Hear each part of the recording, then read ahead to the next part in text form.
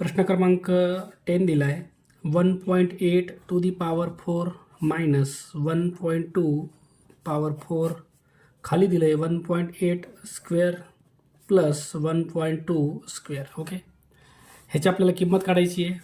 आता वरच्या ठिकाणी काय करता येतं बघा, 1.8 ह्याला हे जो पॉवर 4 आहे त्याला 2 आणि पुन्हा 2 अशा प्रकारे डिवाईड करता येतं. 2 2 4.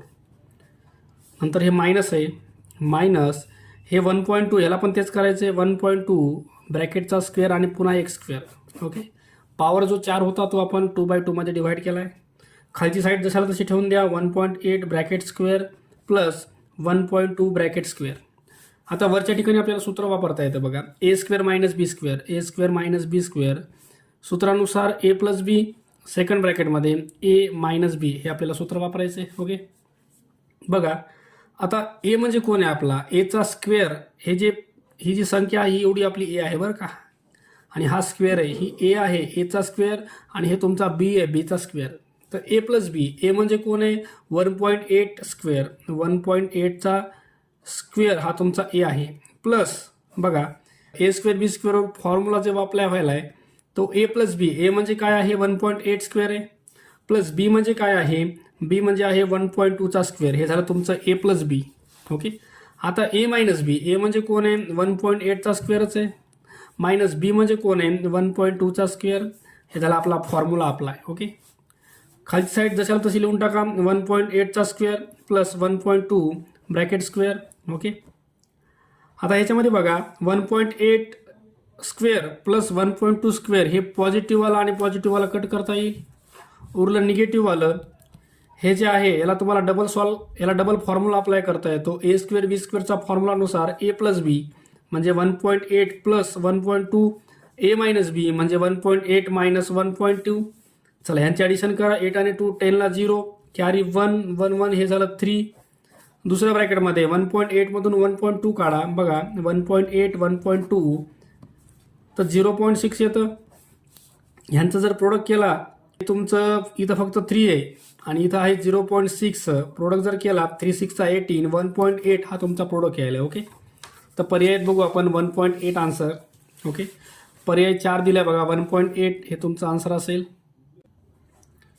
क्वेश्चन नंबर 11 दिला आहे 105 टू दी पॉवर 3. ओके, 105चा क्यूब याला काय करता येतं बघा, 100 प्लस 5चा पॉवर 3 करता येतं. इथं सूत्र वापरायचं आहे ए प्लस बी ब्रॅकेटचा क्यूबचं.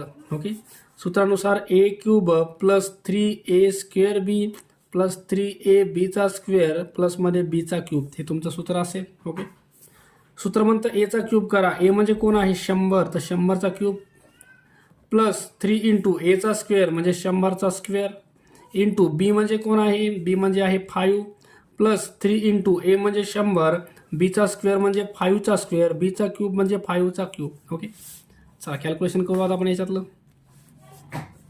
ह्याचा जर क्यूब केला तर हे 2चे 6 शून्य होतील, प्लस 3 आणि 5चा प्रोडक्ट झाला 15. हे 100चा जर स्क्वेअर केला तर तो 2चे 4 शून्य होतील. इथं 3 आणि 100 हे 300 आणि 5चा वर्ग येतो 25 प्लस 5चा क्यूब 125. ओके,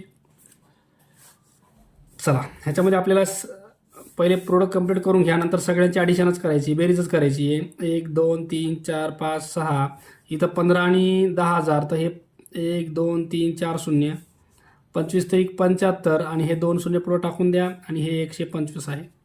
आता सगळ्यांची बेरीज करून घ्या. हे बघा हे 6 शून्य आहेत, 1 2 3 4 5 6, 1 2 3 4 शून्य आणि हे 15 इथं आहे बरं का तुमचं.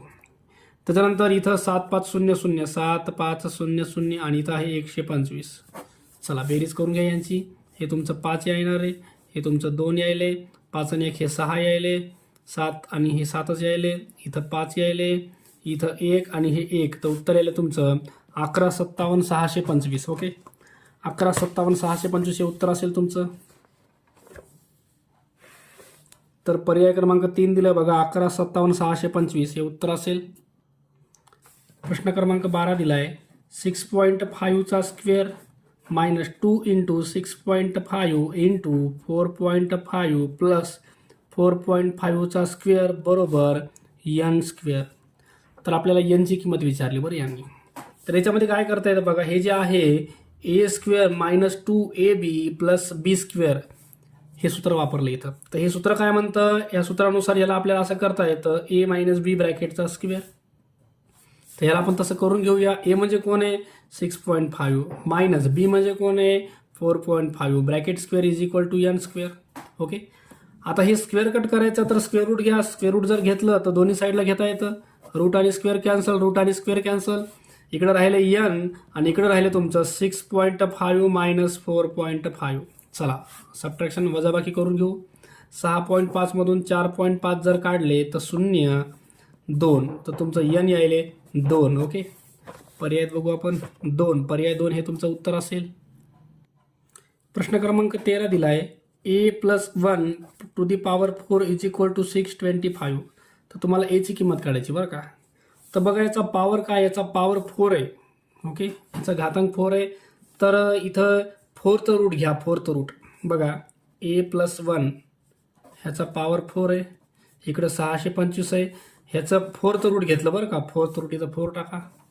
तसं याचं पण 4th रूट घेता येतं. ओके. आता इथं 4th रूट आणि 4 पॉवर कॅन्सल राहिलं काय तुमच्याकडं ए प्लस 1. इथं आता ह्याची किंमत तुम्हाला काढून बघावं लागणार आहे. बघा 625 आहे. फॅक्टर पाडा. 5 2 10 5 5 25 5 2 10 5 5 25 5 5 25 आणि 5 1 5. आपण स्क्वेअर रूटमध्ये काय करतो, एखादी संख्या 2 वेळेस असेल तर ती एकदाच घेतो. पण इथं 4th रूटमध्ये ती संख्या 4दा असेल तर एकदाच घेतात बरं का. याचं उत्तर 5 येईल तुमचं. आता 1ला पलीकडे घेऊन जा म्हणजे ए बरोबर 5. हे 1 इकडे आला तर मायनस होईल. तर एची किंमत यायली तुमची ए बरोबर 5 मायनस 1 तर ए आला तुमचा 4. ओके. पर्याय बघू आपण. उत्तर 3 तुमचा असेल तुमचं उत्तर. प्रश्न क्रमांक 14 दिला आहे ए स्क्वेअर प्लस 4 ही राशी पूर्ण वर्ग होण्यासाठी पुढीलपैकी मधले पद कोणते ते विचारले बरं का आपल्याला. बघा एचा स्क्वेअर प्लस 2 इंटू ए इंटू बी प्लसमध्ये बीचा स्क्वेअर. ओके. त्याच्या मधलं जे पद आहे ते आपल्याला काढायचं आहे. एचा स्क्वेअर हा तुमचा कम्प्लीट आहे. ओके. इथं बीचा स्क्वेअर हा जो 4 आहे का त्याला तुम्हाला 2चा स्क्वेअर म्हणता येतं. हा तुमचा बीचा स्क्वेअर आहे. ओके. इथं 2 इंटू ए म्हणजे कोण आहे, ए म्हणजे एच आहे आणि बी म्हणजे काय आहे, बी म्हणजे 2 आहे. जर यांचं जर कॅल्क्युलेशन केलं, गुणाकार केला व्यवस्थित तर 2 2चा 4a हे तुमचं उत्तर असेल. एक तर प्लस असेल किंवा मायनस असेल. ओके. तर आपल्याकडे बघा इथं प्लस तर नाही आहे, -4 हे तुमचं उत्तर असेल 3. प्रश्न क्रमांक 15 दिला आहे 3/2 इंटू 3/2 मायनस 5/4 इंटू 5/4. आपण मध्ये दिले 3/2 प्लस 5/4. चला याला कॅल्क्युलेट करायचं आहे आपल्याला. इथं हे गुणाकार आहे बरं याच्यामध्ये. तर याच्यामध्ये डायरेक्ट वरच्यांचा गुणाकार करा. 3 आणि 3 9 झालं. खाली 2 आणि 2 4 झालं. मायनस इथं 5 आणि 5 हे झालं 25 आणि खाली 4 4चा 16. आपण मध्ये आहे तुमच्याकडं 3/2 प्लस 5/4. ओके. आता ह्यांचे छेद समान करून घ्या. बघा जसं इथं बी आपल्याला छेद समान करावंच लागणार आहे कारण वजाबाकी आहे तर छेद समान करावं लागतात. इथं 16 आहे, इथं 16 आणता येतं 4 गुणा. इथं गुणलं तर वर पण गुणावं लागणार आहे. इथं 4 आहे, तुम्हाला याला 4 करायचं तर 2 गुणावं लागणार आहे. इथं गुणलं तर वर पण गुणावं लागणार आहे तुम्हाला. ओके. चला हे प्रोडक्ट करून घ्या. 9 चौक 36 मायनस हे तुमचा 25 राहणार आहे. आपण मध्ये इथं आहे तुमच्याकडं हे 16 आणि 16 एकदाच लिहिलं बरं मी 16.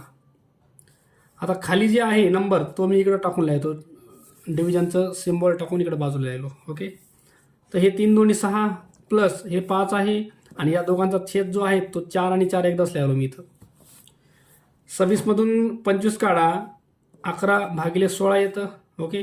भागाकारात चिन्ह इथं 6 आणि 5 11 4 येतं.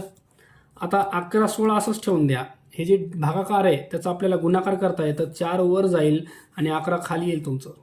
आता याला काटाकाटी करा. 11 आणि 11 गट करता येतं. 4 1 4 4 चौक 16 म्हणजे वर तुमच्याकडे फक्त 1 उरले आणि खाली 4 उरले. तर 1/4 हे तुमचं उत्तर असेल. पर्याय नंबर 3 दिले बघा तुम्हाला 1/4 हे उत्तर असेल.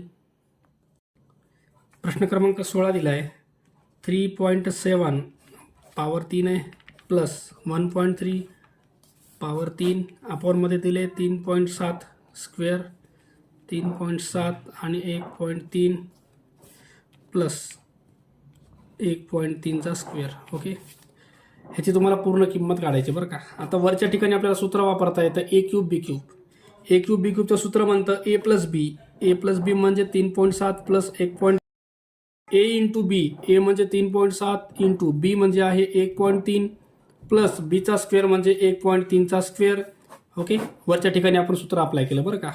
ए क्यूब बी क्यूबचं सूत्र आहे a plus b a square a b b square. Okay, खालची साईड जशाला तशी लिहून टाकायची. 3.7चा स्क्वेअर मायनस 3.7 गुणिले 1.3 स्क्वेअर. ओके, आता बघा हे आणि हे सेम आहे, सारखं आहे, याला कट करता येईल तुम्हाला. राहिले तुमच्याकडे 3.7 आणि 1.3. 3.7 आणि 1.3 यांची बेरीज करून घ्या.